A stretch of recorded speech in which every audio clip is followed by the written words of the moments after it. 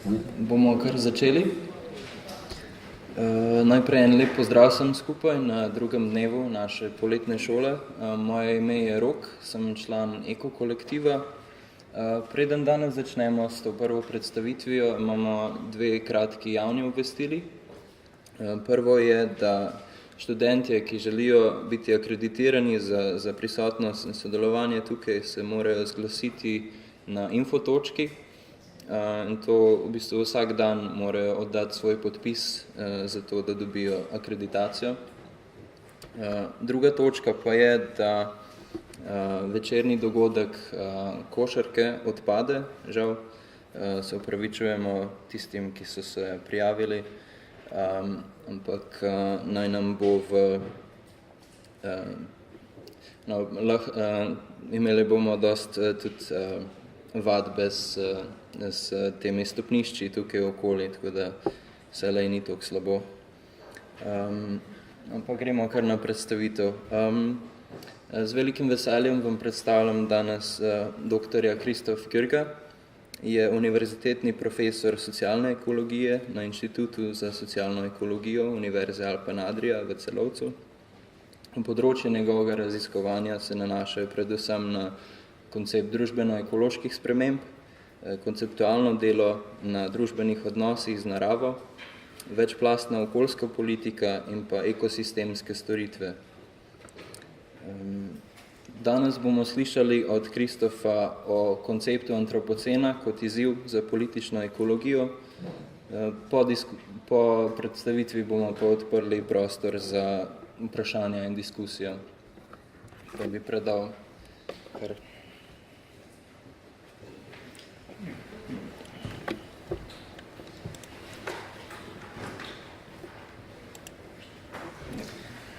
Thank you very much for this nice introduction and welcome to everybody. I really appreciate to be here. I really appreciate to be invited to this summer school. It's really an interesting topic, different minds, and define political ecology is something that's really in my interest, and I really want to contribute to this kind of common discussion. First, I have a short announcement.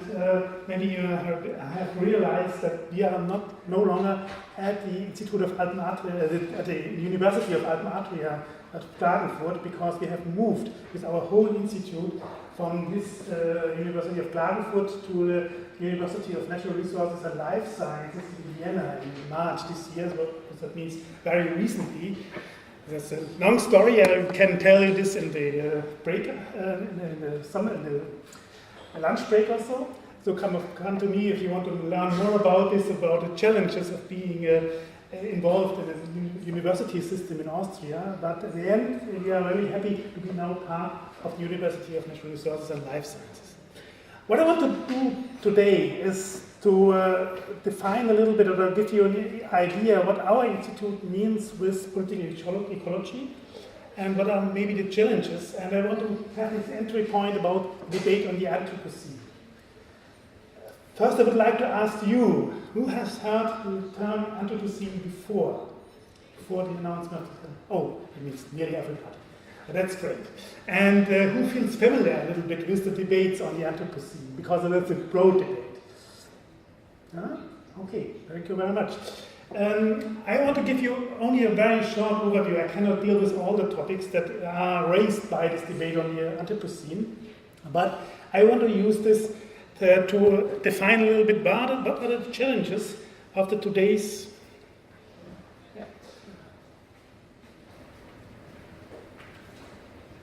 Oh, this does not work. Sorry.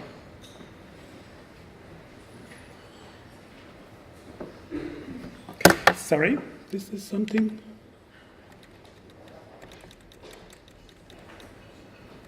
Oh.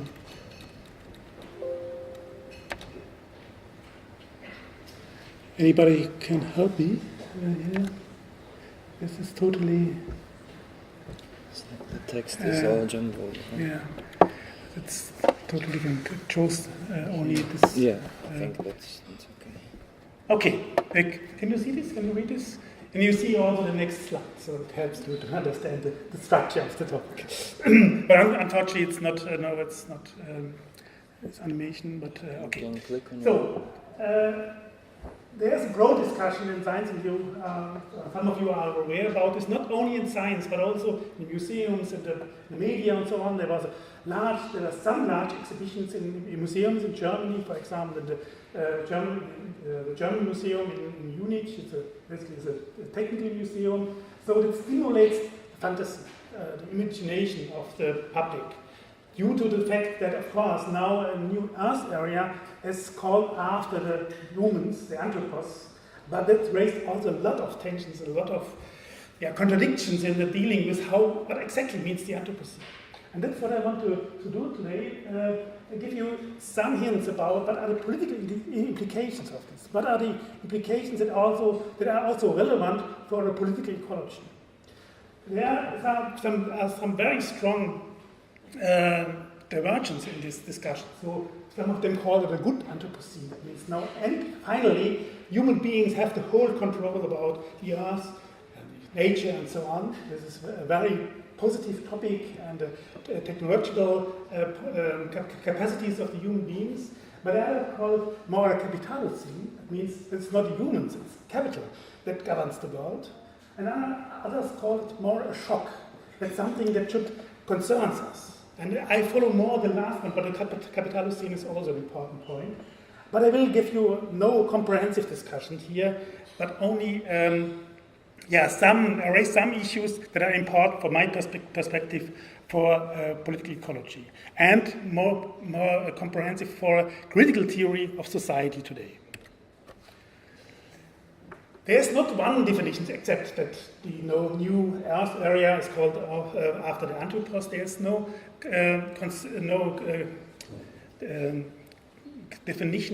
consensus definition on exactly the starting point of the Anthropocene. I will give you some ideas, and I will give you an idea about what is behind these different definitions. These definitions give you also, because they choose different entry points for the beginning of the Anthropocene, for the whole meaning of the Anthropocene, they also emphasize different challenges for sciences and for politics. And this is only what I want to, how I want to structure my presentation in the first part, and then I will build upon these implications and give you an idea from my perspective. What is the need for a political ecology today in the theory of society? And I will follow this basic structure first, give you the definition from the Anthropocene as the starting of agriculture, as the capitalocene, as I said before, but also on industrialization, fossilist industrialization, and then finally the great acceleration, which is very interesting as a starting point for our crisis-driven societies today. The first definition is very often used, for example, in history, where the Anthropocene is defined as something that begins with agriculture. That means with the modification of our landscapes, with the modification of ecosystems, so that all our ecosystems and landscapes today are modified landscapes. They are no longer untouched nature. They are all more or less used by the human beings, or at least they have impacts from human beings. You can find it everywhere on the planet. There's nothing untouched. So this process started some 10,000 years ago. Seeing this from the Marxist perspective, it is something where human beings, or the societies human beings lived in, distinguish themselves from nature because they organized their metabolism with nature by themselves. They have an organizing principle. It was very differently over the last 1,000 years, but they are able to modify their metabolism with nature and then developed as a specific societal structure, as a specific societal organization principles. And this process worked very differently in different regions. The first transformation to agriculture was 10,000 years ago. In other areas of the world, it was a little bit later. But the challenge or the problem for this definition of the Anthropocene is that this kind of definition is identical with the Holocene. To give you an idea about this, the Holocene is this what you see here on the right. This is you see here, you can see the average temperature on Earth over the last 50,000 years, and only the last 10,000 years there was an area where we have a very low variation of the temperature. And within this kind of very short history of Earth, we have very positive conditions for the emergence of agriculture, for the emergence of all civilizations. What we call human history, and what we know as human history, happens only as part of the Holocene. And this is also the question, now what is the Anthropocene? Is it something that substitutes the Holocene? Is it something totally different? Or is it something that starts with the beginning of this, the whole story of human history, 10,000 years ago? Then the Anthropocene would be the same as the Holocene. It makes no sense to define a new Earth era. But if you define the Anthropocene as something that comes after Holocene, that gives you an idea about the shock of the Anthropocene. A colleague from the European Commission puts it this way. Over the last 10,000 years, we have more or less stable conditions, climate conditions. But if we continue with global warming, we don't know what will happen in the future. Even if this is only 3 or 4 degrees rise in average temperature in this century, it's without any comparable situation in the Holocene. So the whole global climate will change dramatically, and we don't know exactly what will follow after this. So this is an example of why it is better to define the Anthropocene something after the Holocene. But then the question arises, what's exactly new about what's new about the Anthropocene? What's the problem? It's not the end of nature. Now, some colleagues put it this way, that the Anthropocene means we have no control over the whole surface of the world. We have now totally modified landscapes. But in this new area, in the Anthropocene, the societal problems with nature, or problems with societal relations to nature, are even more important. As we can learn, for example, this summer, when we have unprotected warm summer temperatures. So, and maybe also extreme events and so on. So it's not the end of nature, it's only the end of a specific understanding of nature as something untouched. The second definition of the Anthropocene is the Capitalocene. And there are several reasons for this, why we can assume that some 500 years ago something happened in the world. It starts with the expansion of European civilization, the conquest of the Americas, and then what follows in this, what is called the Columbian exchange, the exchange of the homogenization of the whole biosphere. Only after the so-called beginning of after the conqueror of the Americas, there's now an exchange across, in particular, the Atlantic Ocean, and all these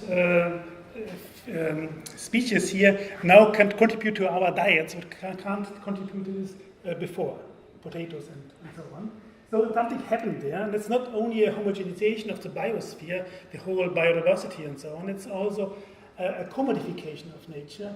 And as you know, there's a scramble for the whole natural resources, starting with sugarcane and so on, tobacco and so on. So the capitalist development was to a large degree driven by this scramble for specific natural resources. And this is very important. And there's also something that also our climate scientists realized. In the beginning of the 17th century, we have the lowest concentration of greenhouse gas emissions in the atmosphere. About around 6 and 10, we have the lowest concentration. Today we have, you will see this figure later on. Now we have a strong increase in the average concentration of greenhouse gases. But maybe there's an argument that's not so easy to really demonstrate that this argument is right, but there is an argument that maybe is a connection to the murdering of the American natives. So human activities at this time come in some parts of the world, not to an end, but a very slow activity in some areas of the world. And so this contributes maybe also to the beginning of a new area, which then raised, of course, the global warming today. There are good reasons for this, and of course I would agree that the capitalist world system is today one of the major drivers of the whole nature-society interactions.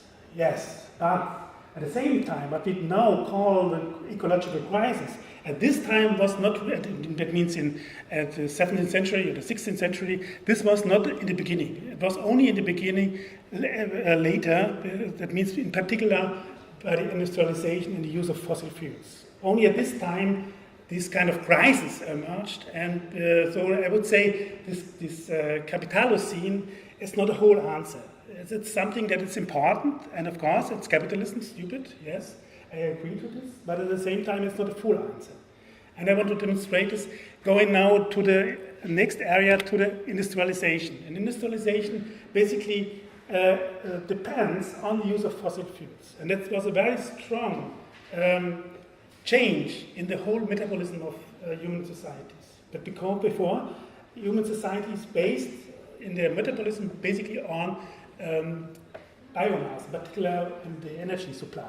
Energy supply was more or less the use of biomass, and also living animals and humans also itself. But around 1800, there starts a new, what we call metabolic regime. A regime that is now based on fossil fuels. And fossil fuels, you know, is limited. We have only a limited amount of fossil fuels, coal, oil and gas in the soil. And so this is something what our colleague Peter Sievele called a transition society, because industrial societies, the industrial metabolic regime, it is impossible that it rests forever. Because it's based on fossil fuels and it has to transform itself in another metabolic regime. Maybe we are now on the way to this, but nobody knows. So this industrial area is very important for all the ecological problems we have today. It's the major reason for climate change, and it affects all other ecological problems in a strong way. So this is very much at the center, but why should we call it a new Earth area? This is the problem. Why call we it not only a crisis of our relations on nature, but how we call it a new Earth area? The term was coined, maybe some of you know this, by the climate scientist Paul Crutzen, who want to make clear the pressure or the whole problem of the climate warming problem. And he said, oh no, during a conference, it's much more problematic. We are going out of the Holocene, we are living in a new Earth area. But why? What is the exact picture, the imagination that is now transported with this term Anthropocene? And here we have to look a little bit on the on this scientific discipline that defines Earth areas. This is a picture, maybe you know some of this. This is a picture from geology, who defines the Earth areas, about the whole life of Earth, if you can use the term life for Earth. But if you use this, you see the different Earth areas. It's not about the details, it's only about what. Oh, no, sorry, it's not about the red. At the top, you see the human history and even the existence of the species Homo sapiens. It's nothing in the Earth history. You see the first hominids, not only the human beings, start only 2 million years ago. The Homo sapiens only 200,000 years ago, and human history doesn't exist in this. There's no human beings in this. There's no human history in this picture. So the idea or the strong evidence by this is Humans who are nothing in the Earth's history defines a new area that will rest more or less forever.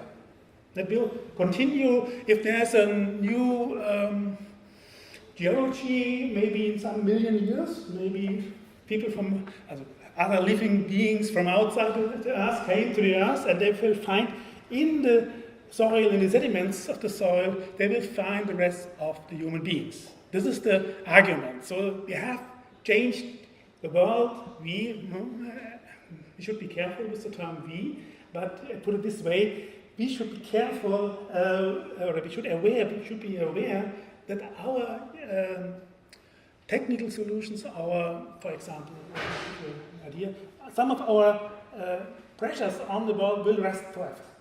This is basically what it means to go to the Earth areas and to define a problem not only in terms of policy, but in the terms of geology.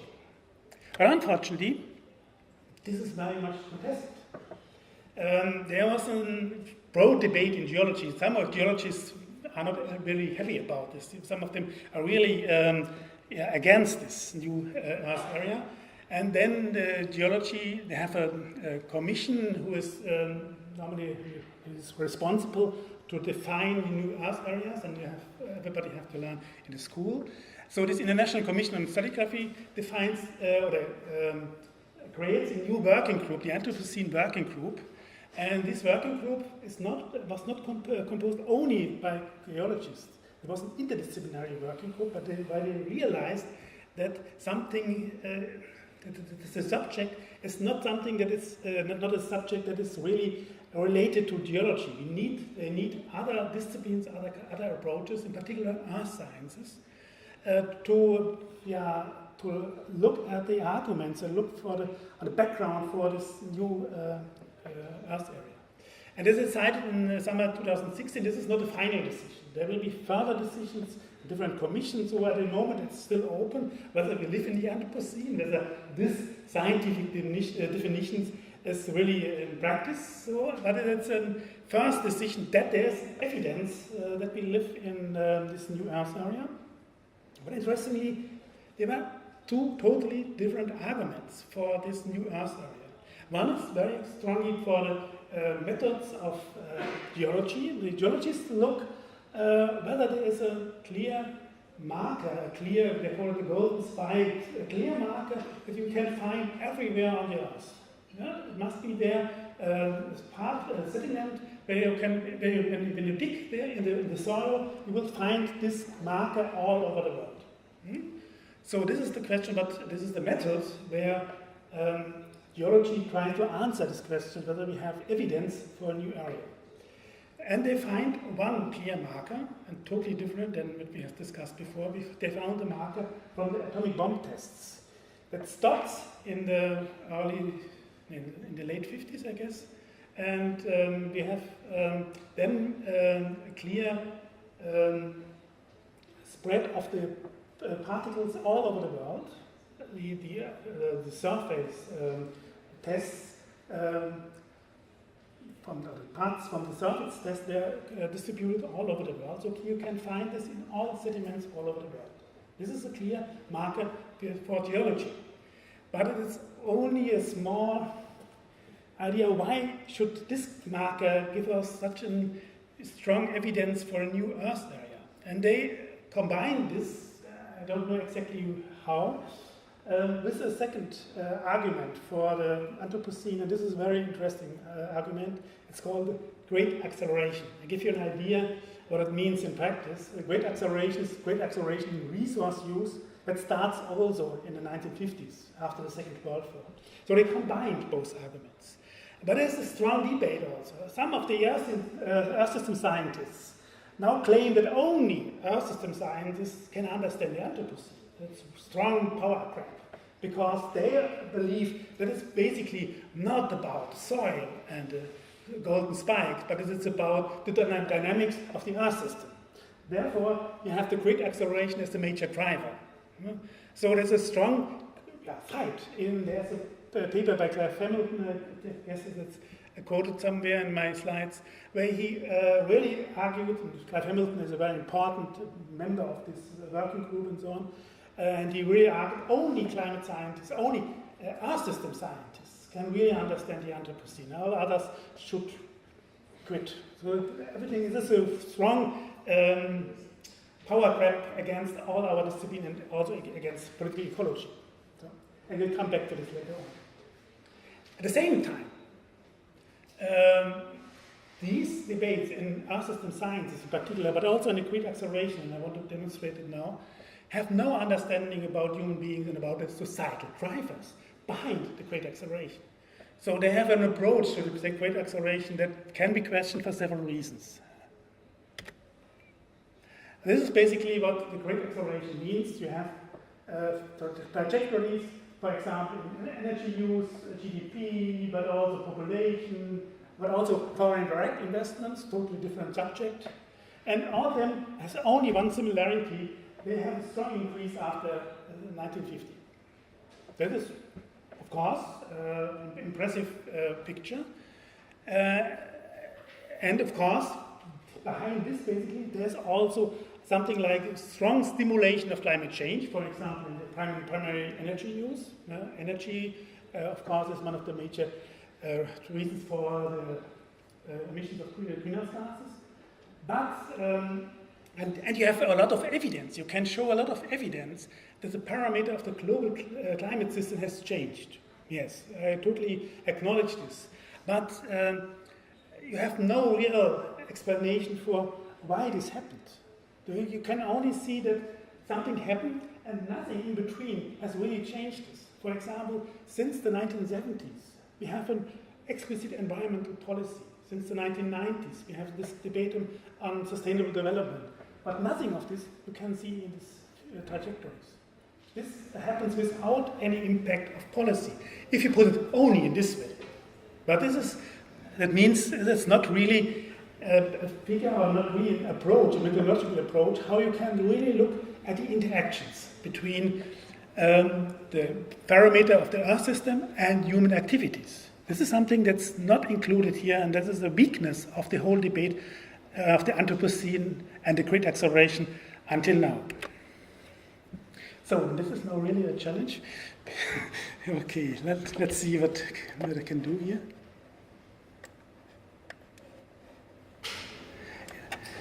No, it doesn't work.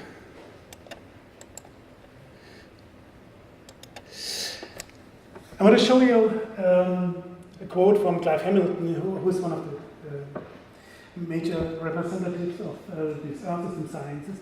And he put it this way: the Earth has now crossed the point of no return. The great cycles have changed. It means we live in an Anthropocene. The chemical compositions of air and oceans have been altered in ways that cannot be undone, except on a millennium time scale. Nothing humans can do now, even ending the burning of fossil fuels in short order, can turn the geological clock back to the Holocene. So it's basically lost paradise. Not lost paradise, but lost Holocene, but it's nearly the same. And here, this is the quotation mark. Is this really true? Do we have really no options to intervene in this process? Are we now confronted with an Anthropocene, which is named after human beings, but cannot controlled by human beings, because nothing we can do now can really intervene? I do not believe in this, and I want to show this. Hope this works. Yes, now this was the animation. I think that's totally wrong, because the degree of the change and the pace of the change and its impact on nature and societies depends very much on climate mitigation. There's a question of the pace of the whole change and so on. What happens in this century, in the next decades, is very important for the way the Anthropocene looks like. So that's the assumption of Hamilton is totally wrong, because it ignores that it is still something where human beings have to control the impact on nature, this kind of impact on the global climate system. And the challenge is, until now, humanity, the global societies have failed to control the impact, but it does not mean that for the future it must stay at the same time. This is basically the major challenge for what we now should discuss as a challenge for political ecology.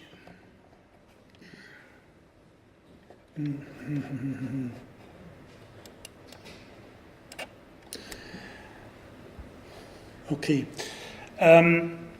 Now I present some results from our institute dealing with natural resource use and also energy use, but from a different perspective, from a perspective on social ecology. That means for us, from our institute, the interactions between nature, the natural environment, biophysical environment, and the societal development. And if you look only at the biophysical resources, you see this graph on the left, on top, where we have a similar picture. If you look only on the global level on the extraction of biophysical resources, then you see a similar picture than shown by the Great Acceleration, the graph that starts in 1950. There's evidence for this. Something happened in this area, but exactly what happened? And here, if you see this other picture, you see it not on a general level, but on the level per capita. If you link it to a per capita use of energy or material, you see different graphs. You see graphs you have not the same trajectory than only this exponential increase. You see different phases. You see also a kind of stabilization. And why this happened? Why it's not only about an acceleration that cannot be changed by human beings. There were changes in this, and there's a strong debate on this. And I would want to show you this now in the second graph. Oh,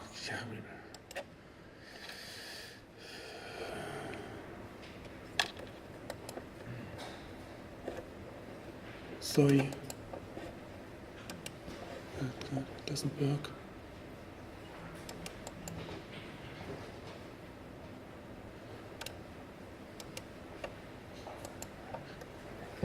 That.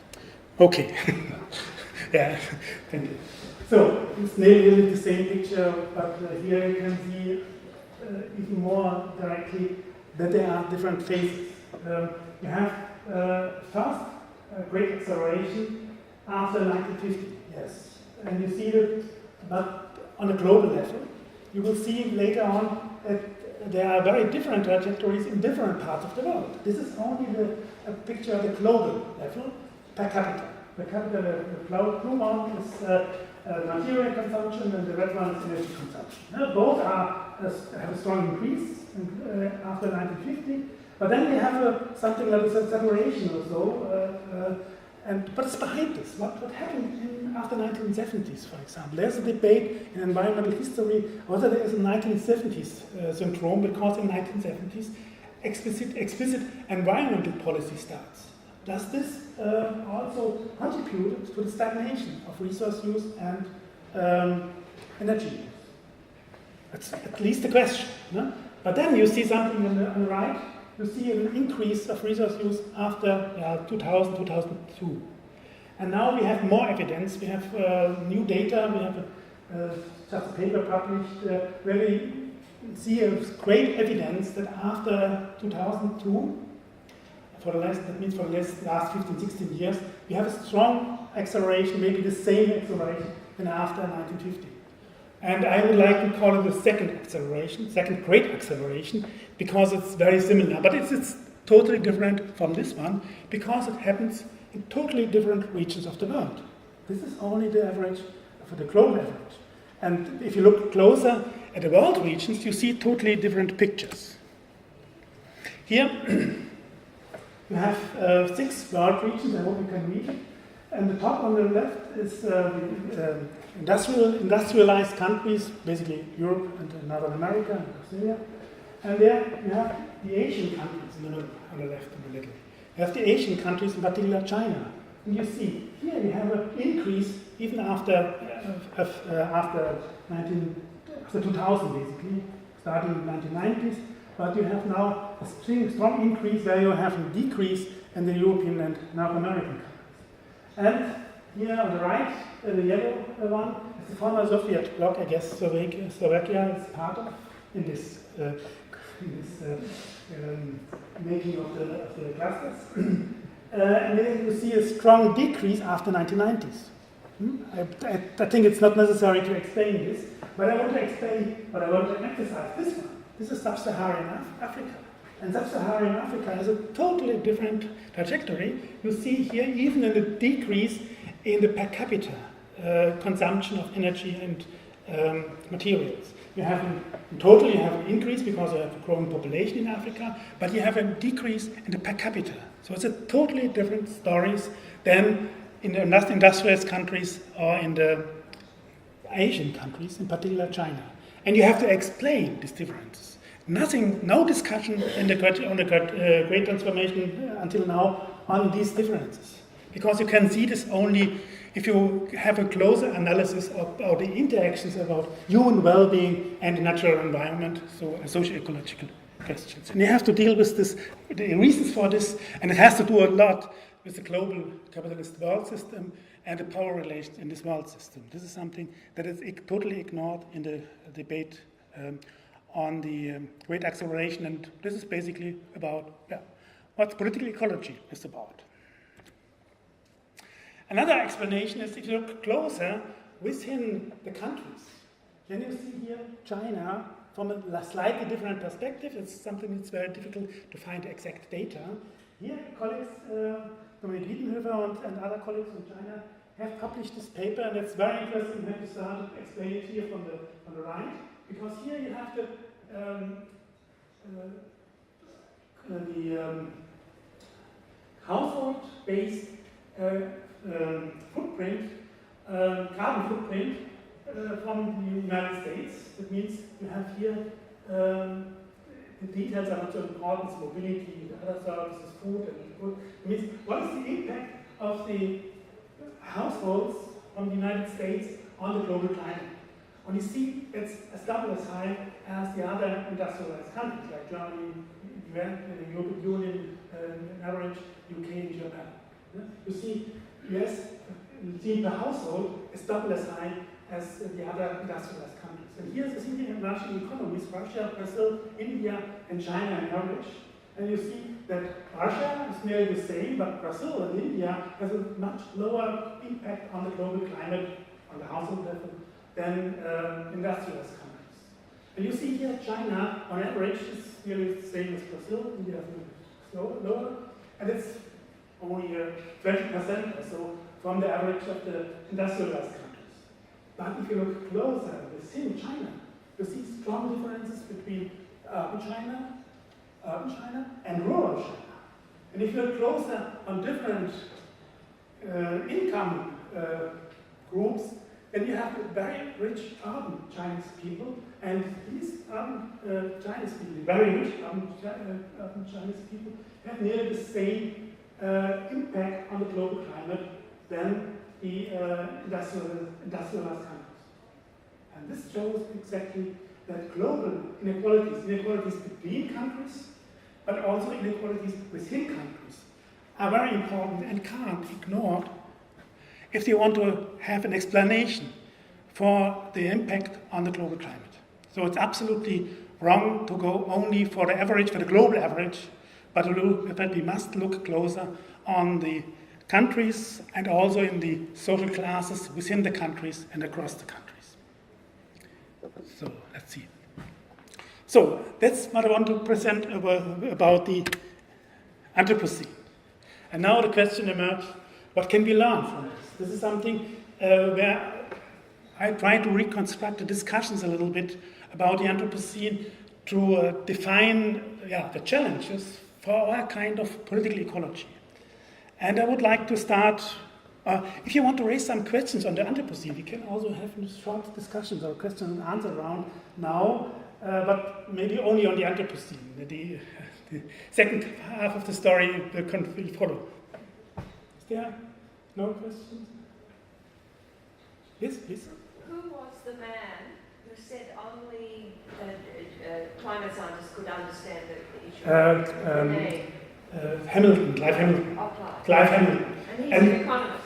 He's an economist, and please read the paper on the Anthropocene as a rupture. This is the paper I am referring to, and here making a strong claim that only Earth system scientists are able to deal with the Anthropocene. Yeah. Yes, please. Can I ask, what about anthropologists? Do they have any say about Anthropocene? Yeah. Can you repeat the question? Okay. You have to translate. The question was, what about anthropologists? Have they a say about the Anthropocene? I'm not sure, but I guess there was an anthropologist in this Anthropocene working group. Anthropologists sometimes are involved, but the question is what kind of anthropology? If you deal with the anthropos as a species, then of course it's a difficult question. But if you talk about cultural anthropology, that means about a cultural difference of way of living across the world, I guess they are not so much involved in this, because this is something that is, as I said before, as far as I know this discussion, so I cannot exactly say there was no cultural anthropologists were involved. It's basically the debate about the Anthropocene basically ignores all these cultural differences across the countries, and that is also a weakness, similar to the inequalities and the power relations, which are also ignored. So then we can proceed. What can be learned from the Anthropocene discussions? I would distill 4 lessons learned. It's from my perspective, of course. It's a little bit biased, maybe, but I would say we have to acknowledge the biophysical conditions of society. We have learned that today, but also for the past and for the future, the dependencies on material resources and the impact on ecosystems and geological systems play an important role for the future of our societies. We have to analyze the root causes of capitalist globalization, because this, of course, plays an important role also for the future of Chinese inequalities. And also inequalities in Africa, sub-Saharan African countries. It's much, the reason is very much on the global capitalist world system, why their per capita consumption goes down. We have to address the drivers of fossilist capitalism, and this is much more what exactly happens with this kind of the energy supply to contemporary societies.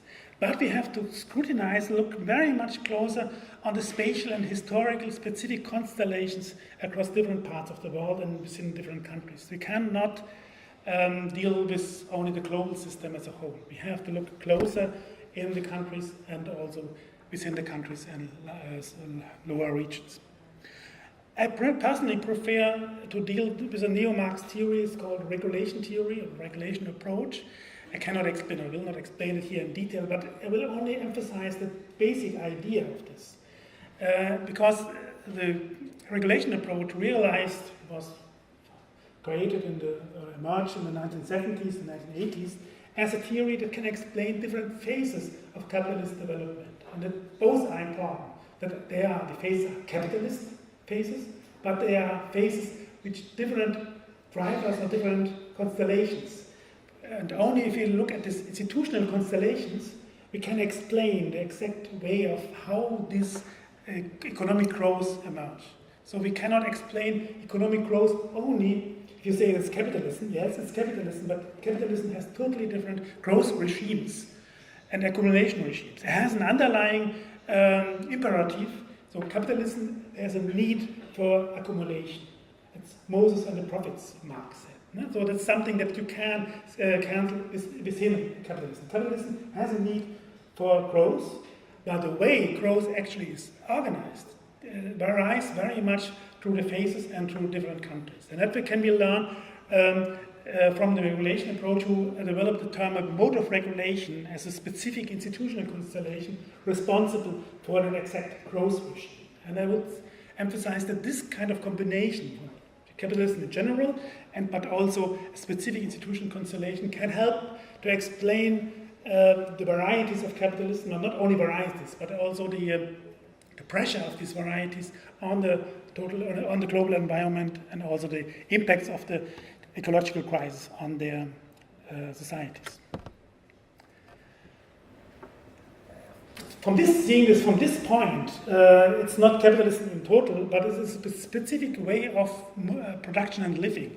And my colleagues Oli Brandt and Markus Wissen call it the imperial mode of living, which is responsible for the ongoing societal crisis and the crisis in the relationships to nature.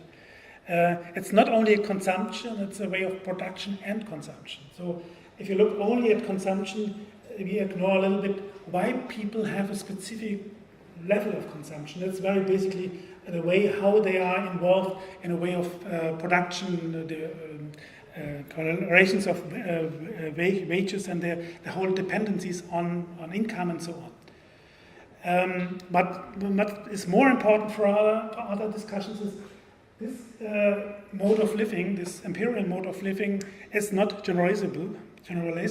It means it's absolutely impossible that all people in the world have the same level of consumption. It's not possible. We have not enough resources, and we cannot have enough resources on the world to have this mode or this level of consumption for all people in the world. So it's very exclusive, very exclusive. And there's a lot of inequalities involved. Basically, it's not only the industrialized countries, but something I guess they call it, Brandt and Wissen call it a global middle class. We can also call it a global consumer class. But it's not only about consumption. Also there's a specific social groups that are able to have a specific way of living. This kind of living conflicts with the capacities of their ecosystems and ignores the limits of these biophysical capacities. See, from this perspective, the Anthropocene for me is more like a shock. It's not only about the end of nature or something happens since thousands of years. It's not only about capitalism. It's about a specific constellation today, and it's of course not a good Anthropocene. It's a very problematic challenge. And behind this challenge is that contemporary societies, capitalist societies, are not able to control their interactions with the environment. They only want to control the environment. They want to control nature. They want to improve their mastery of nature, how the Frankfurt School called it 70 or 80 years ago.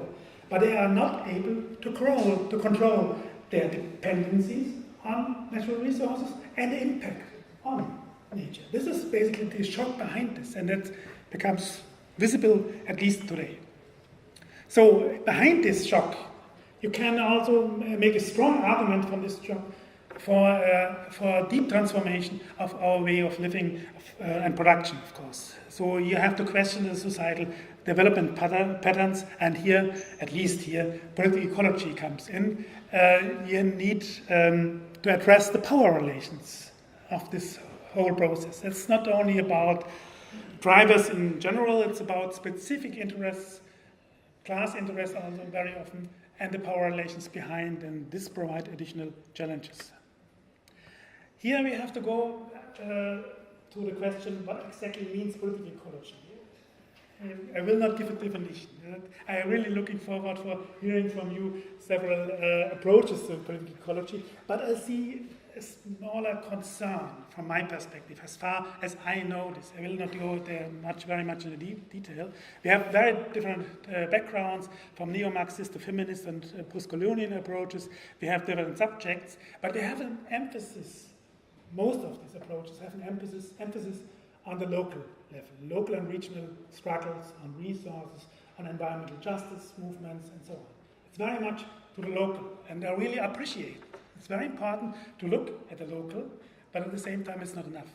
Because the Anthropocene is basically a global challenge. No local or regional, even no country-specific approach can really address this global challenge. So the basic challenge is to link the global perspective on the Anthropocene and what follows from the resource use to the national constellation and to local and regional struggles, for example, for environmental justice. As I said before, the Anthropocene is basically a global challenge, but at the same time, the national state, and I emphasize the state, is responsible, or not responsible, sorry, this is a wrong term.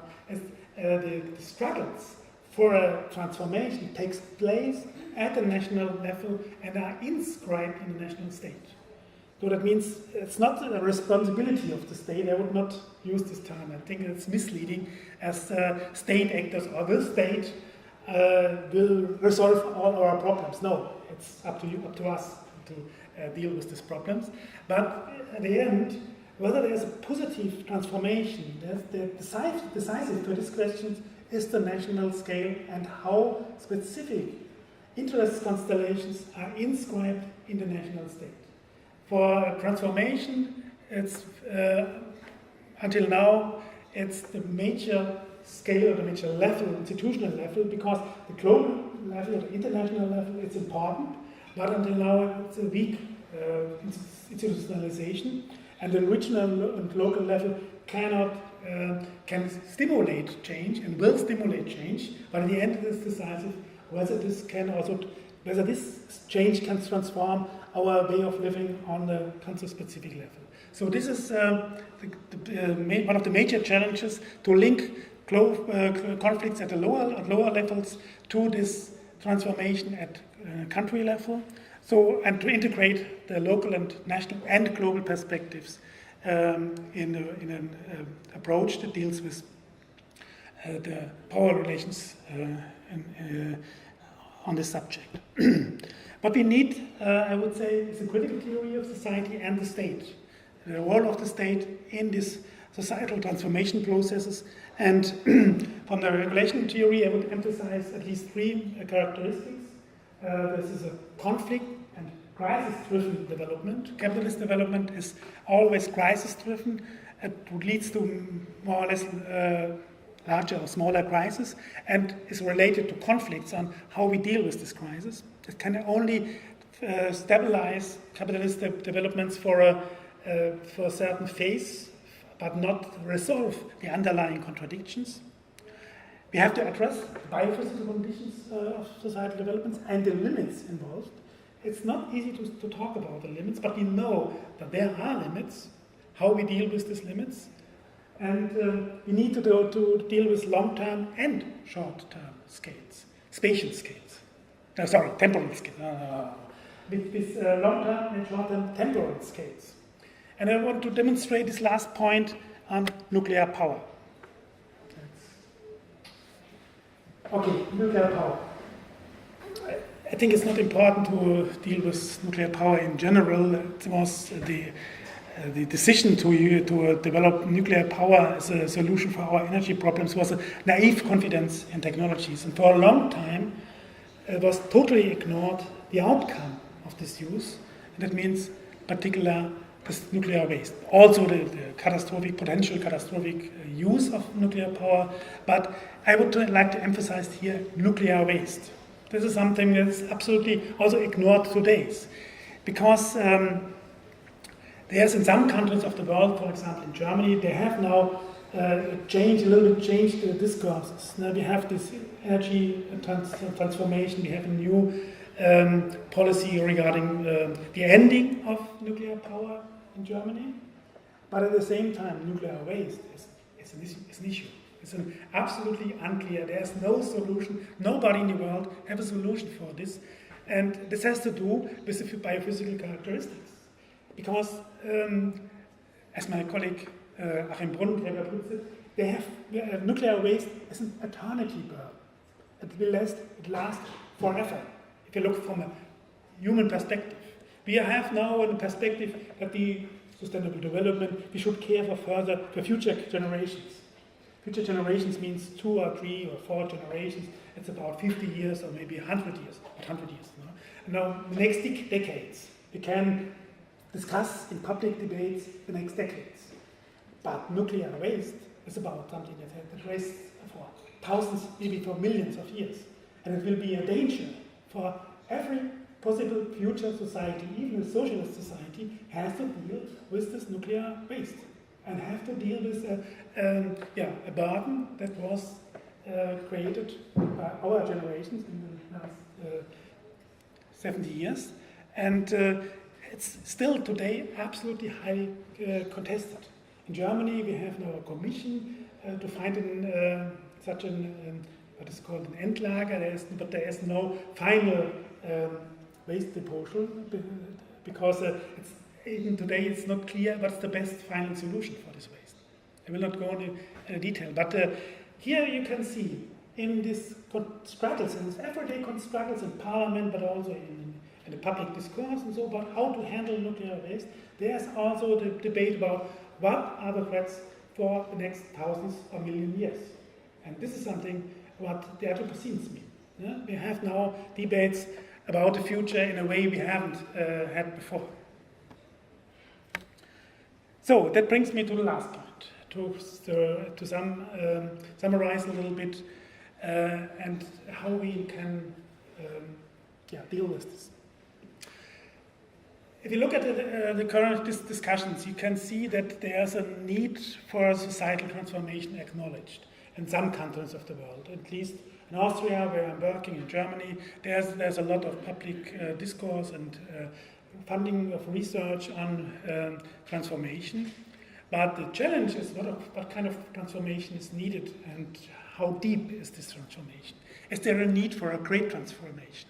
And what does it mean, a great transformation? There are some debates on this, but until now there's no clear discussions about, is it a new phase of capitalist development, a green economy, for example? There are some discussions about the green economy here in the conference in the next days, so I will not go into detail here, but I will emphasize the next alternative, also the transformation beyond capitalism. Something like an eco-socialism. What is exactly the meaning of the great transformation? If you summarize our discussion here on the Anthropocene, we can say at least it should be, or it must be, a transformation beyond the accelerated resource use, the unsustainable resource use. Until now, there is no sustainable way of living on the planet. We have some evidence that we have a relatively decoupling of economic growth and material use, but only relative decoupling, and only in some countries and to some phases. So until now we see no absolute decoupling. That means that the use of material resources goes down even in terms of economic growth.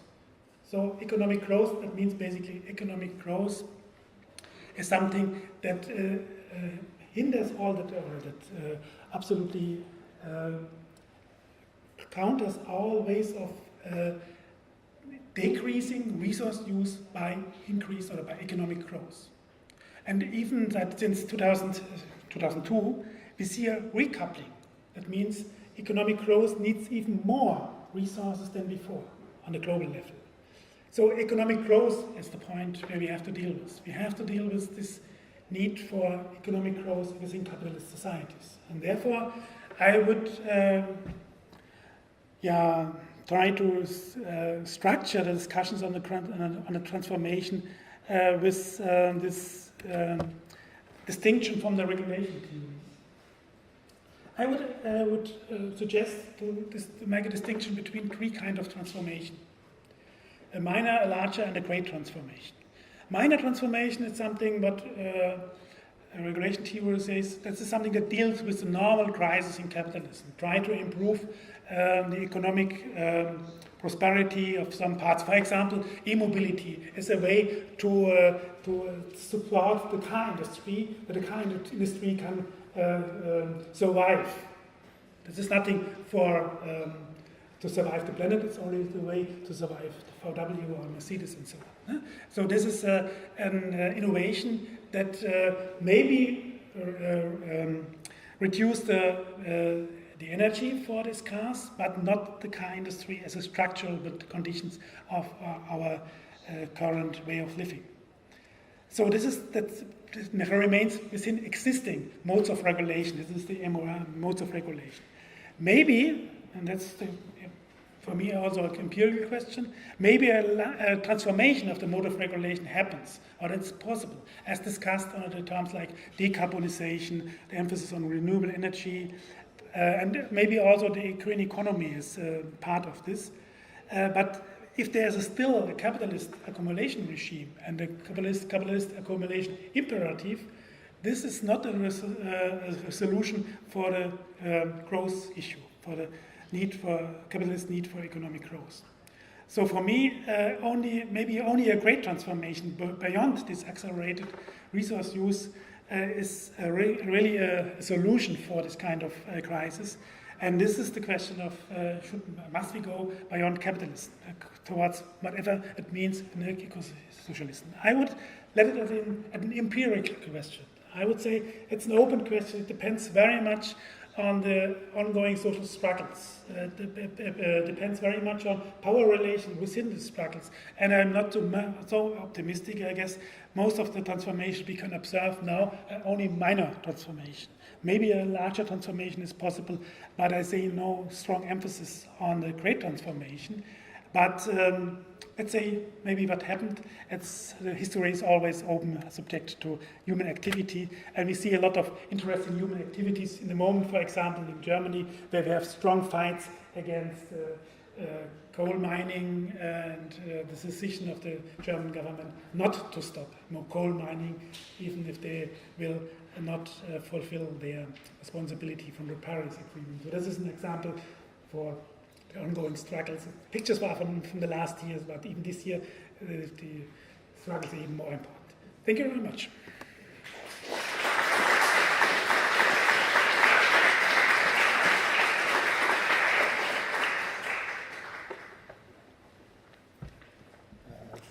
Thank you very much, Christoph, for that very inspiring presentation. Right now, we will open the floor to some questions. And just raise their hand.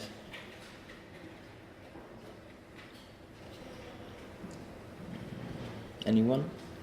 No.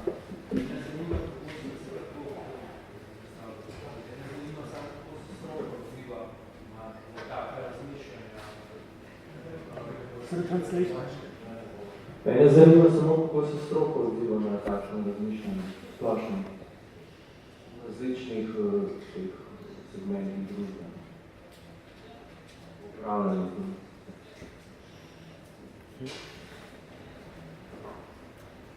Sorry, which experts do you need? I can't hear the whole question. Zanima me, kako se stroka v splošnem odziva na takšna razmišljanja, kot se je vi podali v tem predavanju. V različnih... Yeah, thank you for this question. Yeah, I would emphasize there is nothing like experts in general. We have very specific experts, and we have experts dealing with the subjects in totally different way, and very often also very much conflicting with each other. I'll give you an example from the International Panel on Climate Change, the ISS. Maybe you have heard about this. This is the most important expert group to summarize the existing knowledge on the climate, global warming and the climate pressure. And there was a specific report, special report on bioenergy and climate and carbon capture and storage. And bioenergy and carbon capture and storage is one of the most contested issues in climate policy. And the experts in this special report are very much conflicting with each other. We had a discussion with one of the coordinating authors of this report, and he told us about the fights, really hard fights, because some of them are really very much linked to specific kind of industries. For example, there are some bioenergy companies who want to make money with bioenergy and so on, and they use bioenergy as the one and only solution for the whole climate crisis. But we know that it's very much depending on how we use bioenergy. Bioenergy is also limited. We have only a limited amount of land, and we have a lot of conflicts, a lot of trade-offs among the use of land. And if we ignore this, we will maybe also deepen the climate crisis. So this is something we have different kind of expertise, and we need different processes how to deal with this conflict. Most experts are not really independent experts. So we have to look very much on this, how we can create a kind of exchange among experts. I find it very important to create an exchange, but it's nothing that's so easy to achieve. So maybe I can give you this. So on this topic I presented today, there are experts, as I said, the climate, the air system scientists have a totally different approach, but they ignore the most important human activities that must be changed, the drivers of this crisis and so on.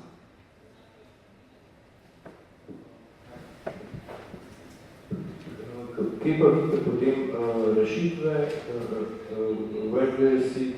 kje vidite rešitve potem, kako najti, da bi se stroka pač bolj odzvala? Ker jaz mislim, da stroka vse veliko vpliva na politični ravni, pač podaja neke rešitve politiki in potem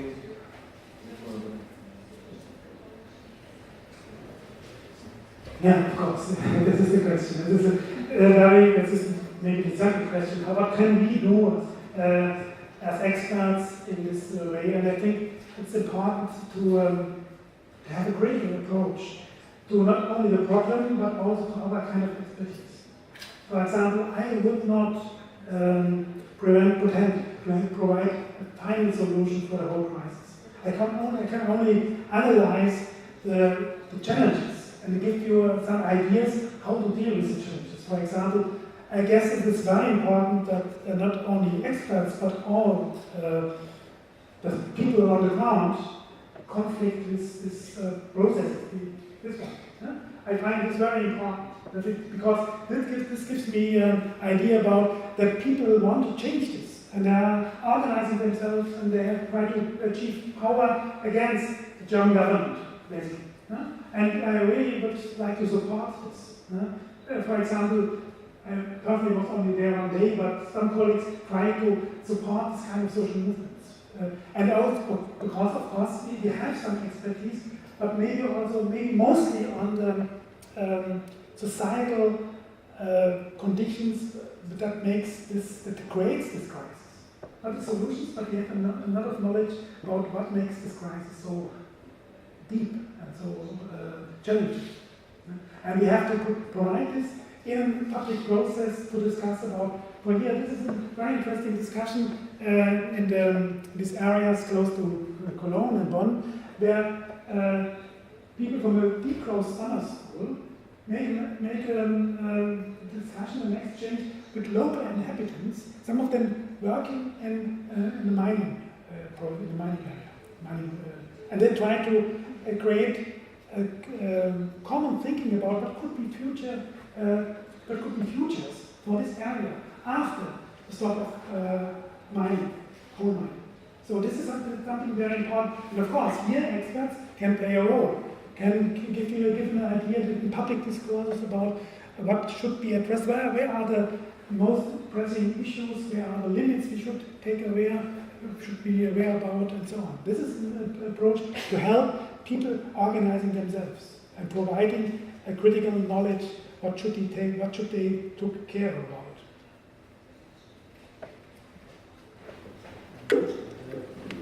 So first of all, thank you for your presentation. It was very interesting. And also a question. You mentioned nuclear waste problem.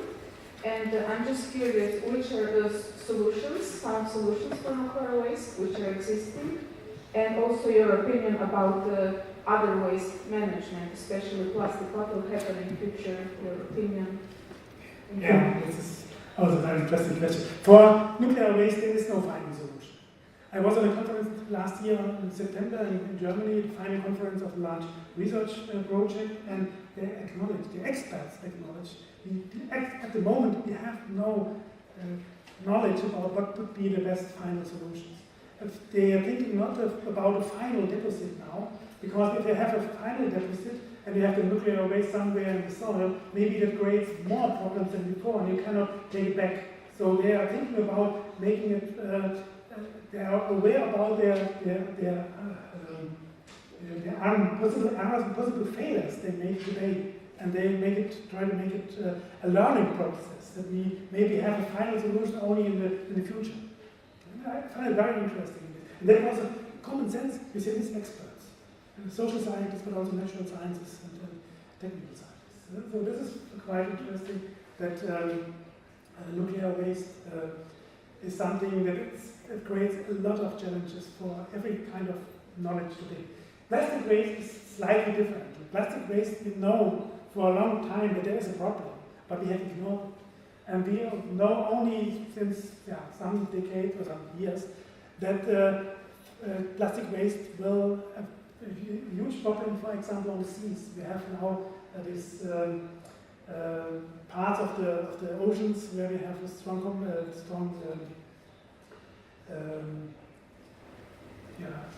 a lot of waste is find a way there on the oceans. I can't see this English word for this. Okay, but at the moment I'm here for this plastic waste, a very interesting development, because China, the Chinese government, has stopped the import of plastic waste, and this stimulates debates about what to do with the waste. Now the waste is an issue. And so this positive action of the Chinese government maybe can create an international discussions about what should we do, not only with the waste, but with the production of plastics. And in some countries, I guess yesterday evening I was in a shop, there was a lot of plastic bags, but in some countries now plastic bags are forbidden. Or changed a little bit. So it depends very much on the subject. And plastic is very important. There will be plastic in the future, but we have to reduce the amount of plastics we produce at the moment.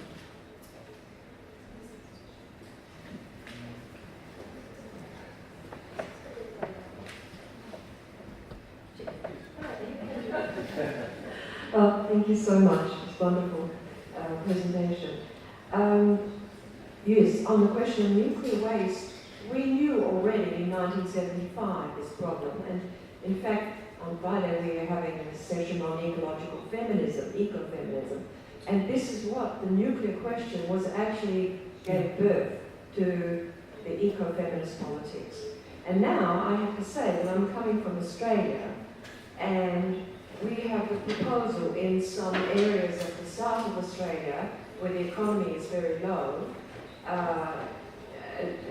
to receive nuclear waste from Europe and other places in the world and bury it in the most beautiful mountain area, which is a sacred place for Indigenous Australian people, First Peoples.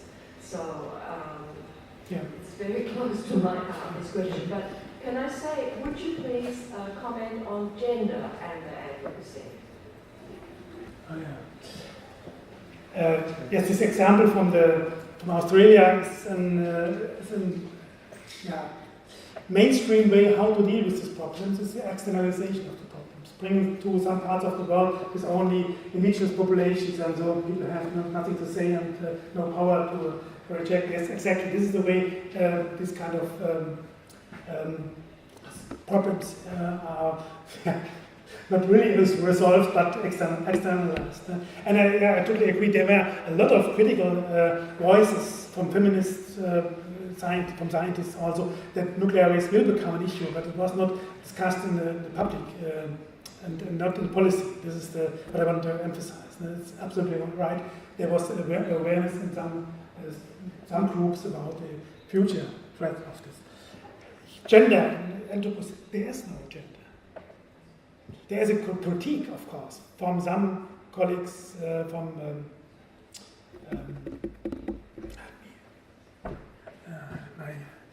there is some critique.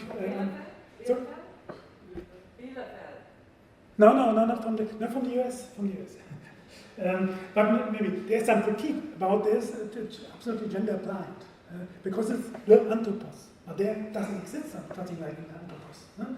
And it's a very narrow understanding of the Anthropocene, mainly as a species, and not as something that is organized in society by specific gender relations and so on. This is something that is absolutely ignored, at least in the mainstream discussions on the Anthropocene. Mm-hmm.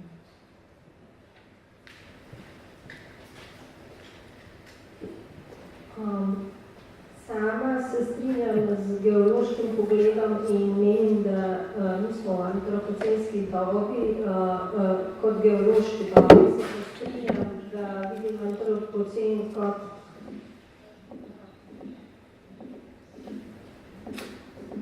Sorry, I can't hear. You put it on number 2. 1, 2, 3. No, kar vprašajte.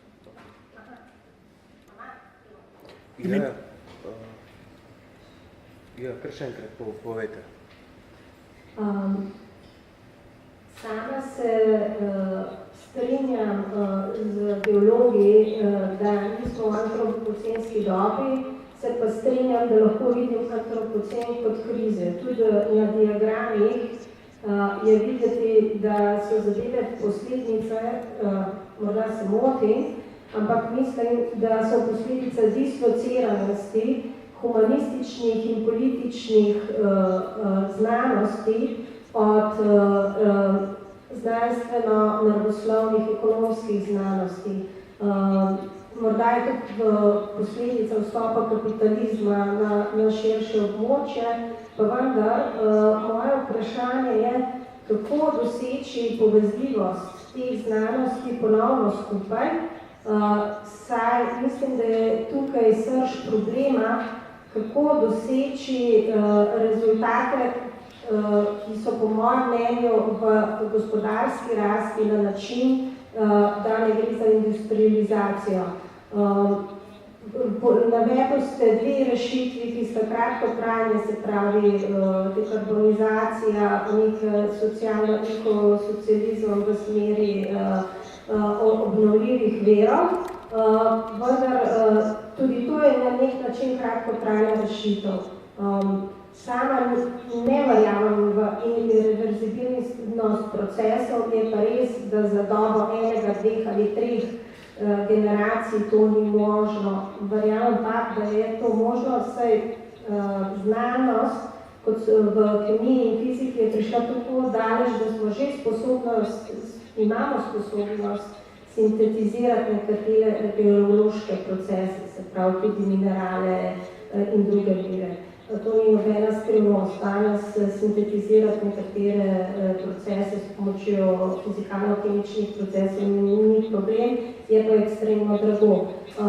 Ampak kako na tej kratki dobi doseči povezljivost humanitarno-političnih sfer, da se ponovno vrne etični in moralni vidik v znanost in ne nazadnje zadeve v ekonomske sfere.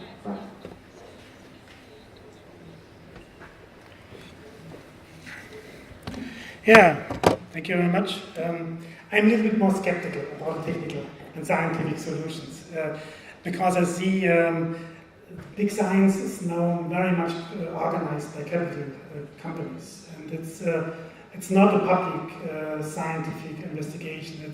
It's a science that is on the technical applications that's very much linked to an economic application and to make money with it, I would put it this way.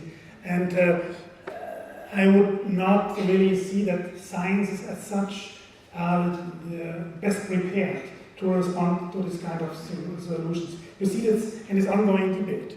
The reasons why we have this kind of problems, put it simple, are not so often discussed. They are more or less ignored, and even for example, the elephant in the room, that there is something, and this has to do with power, and that this happens within capitalism, is not discussed. This is something, like an elephant in the room. And for scientists who are not willing, or maybe not able to discuss the underlying root causes of the problem, I do not believe that they can provide so much solutions. It's very much solutions for one.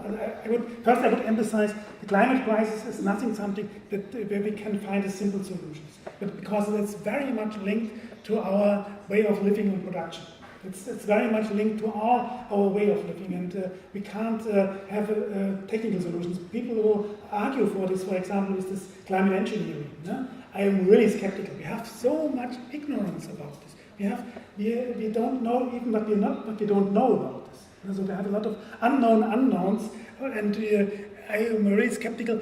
At the moment, it contributes to the delay of measures. So if you look for future technical solutions, we dismiss actions that we should do today.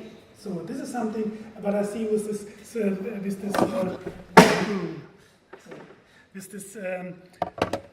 belief that the science and technology will provide us with a solution. I'm very much, as a scientist, I'm very much skeptical about this. But even I'm aware that scientific research is something very important, of course, but it's the way how we can working together, not only across the disciplines. This is, of course, this is the question, and I see this is why I'm so concerned about the climate, the Earth system scientists. But they try to neglect this kind of collaboration, and this is something where we, where I would go to a different way, and we must find something what our colleague Gila Jasanov called a way of reasoning together. We have different kind of expertise, and we have to bring them together from different disciplines, but also from lay knowledge and from the ordinary people. Okay, thank you. We have enough time for 2 more questions. People already raised their hands. The next one is there. Hello. Thank you. Thank you very much for organizing and taking part in this wonderful conference. And my question actually starts from this point, as we are standing or sitting in a university.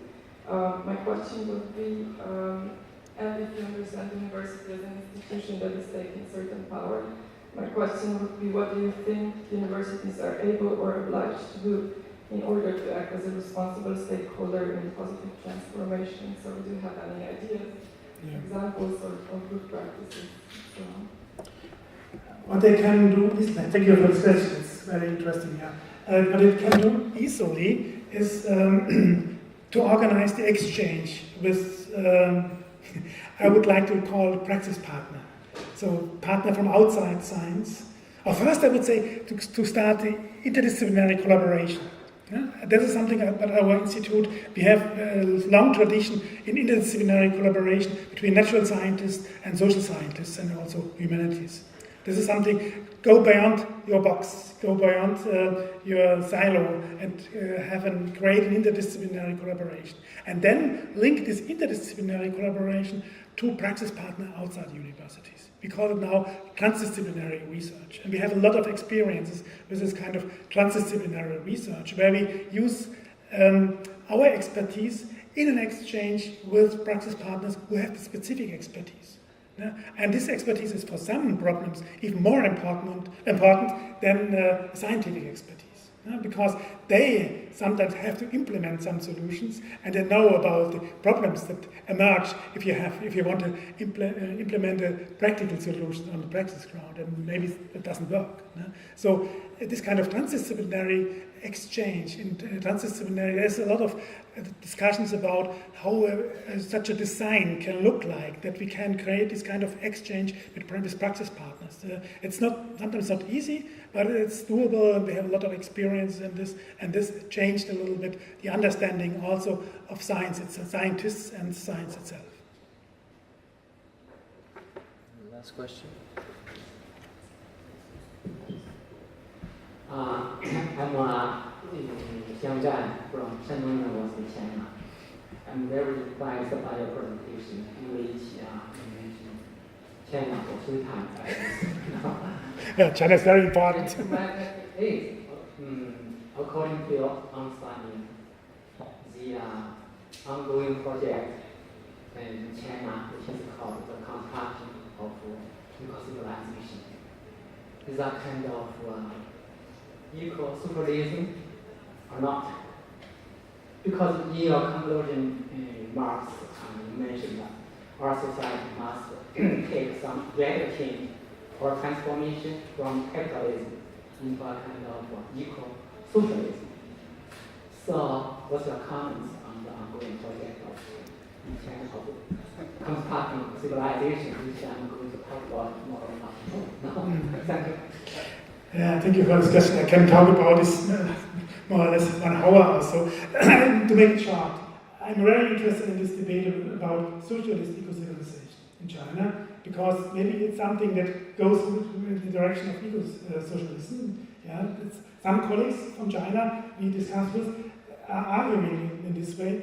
At the same time, we see from our data, we see a slightly different approach. We see this increase in resource use, in particular in China. And China is a very interesting case. We want to start researching more about China, because I'm totally aware that the Chinese government has a much higher impact on the future resource use than, for example, governments in Europe and so on. It's very much state-driven, and to some degree China was able to modernize the transport system in an absolutely impressive way. As I was in China 2 years ago, I was really impressed by these fast train systems that emerged over about 10 years, and it was incredible about how traveling changed in China with this fast train system. But at the same time, yes, we have still the data that we have a lot of construction material, for example, and a lot of metals and so on that are used in China, and China is the driving force behind this. It's quite interesting topic. I have no simple solutions, but I'm looking very carefully for these discussions on eco-civilization, socialist eco-civilization, as my colleague always called it, socialist eco-civilization. I think we've run out of time, so I'd just like to thank Christoph for his presentation and comments, and thank you, the audience, for participating.